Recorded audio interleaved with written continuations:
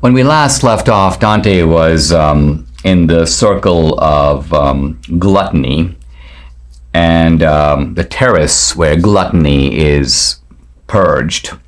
And then he's going to move on to the terrace of lust. But in both terraces, you find these fellow poets, Florentine poets. And I talked about Foresi, Donati. I also mentioned this guy Buonaggiunta, and I now want to pick up with Buonaggiunta's conversation with Dante. He praises Dante. He says, aren't you the guy who wrote the poems that begin, quote, ladies who have intelligence of love, apparently a line from Dante's Vita Nuova. And here's Dante replying, I am one who, when love inspires me, takes careful note, and then gives form to what he dictates in my heart. So here's Dante. Not really so much taking credit, but acknowledging that this is kind of how I do it. What do? When love inspires me, I take careful note. It's almost like love is another speaker. I take careful note and then give form to what he dictates in my heart. So Dante is describing himself here not as someone who contrives love poetry, but someone who takes a kind of dictation from love itself. And then Buonaggiunta continues. He goes, my brother, now I see the knot that held back Guttoni and the notary and me from the sweet new style I hear. So basically Buonaggiunta is saying, well, me and these other guys, Guttoni and the other guy, we didn't know this technique, this sweet new style that you, Dante, have figured out.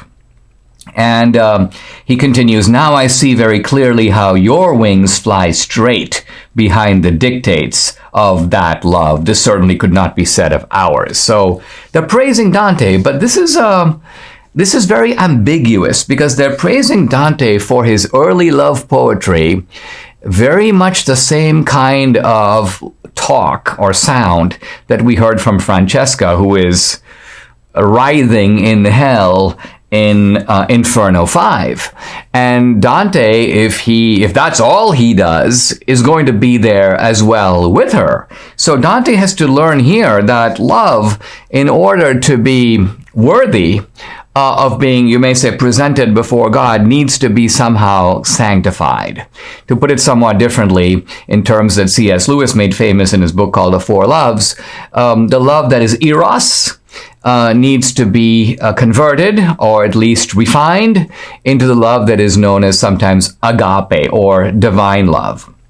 And Dante is learning this. And by the way, he's learning this in exactly the same way that Statius, the Roman poet, learned how to Christianize the classical verse of Virgil. So Virgil was speaking in secular language, and Statius understood it in, you may say, Christian language. And similarly here, what Dante is saying is, yeah, all my buddies, the old Florentine poets, we knew a thing or two about love, and quite frankly, I, Dante, knew a lot more than those guys, but you know what?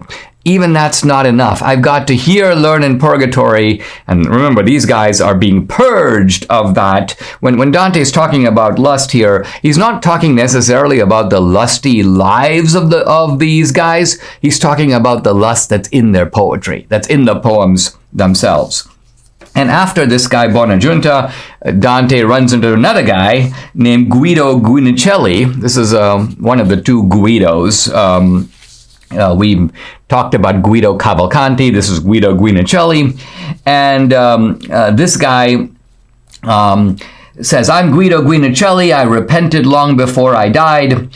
And he says that, he talks about father of my betters, all who wrote a sweet and graceful poetry of love. So this is for Dante a temptation. There are certain temptations, both in Inferno and here in Purgatory, that Dante has to pay careful attention to. And sometimes the sins like gluttony, which don't seem to really apply to Dante. This is not a guy who's like gluttonous in the normal sense, but gluttony for fame, gluttony for earthly goods, gluttony in the widest sense of the term. Yeah, that is a temptation that Dante feels and has to deal with. And then at the end of all this, we have Virgil and Dante crossing through a kind of excruciating heat. They're actually almost going to make their way here out of purgatory, and they're going to reach, well, not heaven, but something called the earthly paradise. I'll come to that in a moment.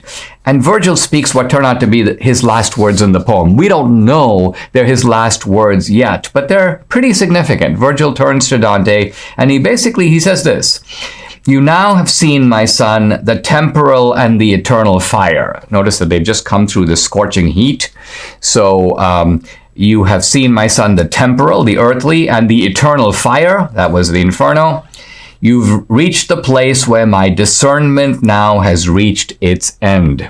What is Virgil saying?